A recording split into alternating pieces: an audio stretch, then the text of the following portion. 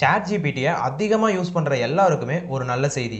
அது என்னன்னா ChatGPT 4ல இருந்து ChatGPT 5 அப்கிரேட் பண்ணியிருக்காங்க.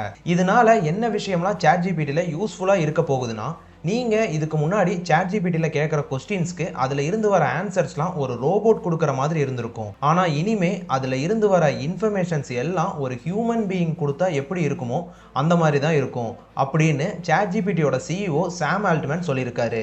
அண்ட் இது வரைக்கும் ChatGPTல நம்ம கேட்குற கொஸ்டின்ஸ்க்கு ராங்கான ஆன்சர்ஸும் அப்பப்போ வந்துட்டு இருந்தது.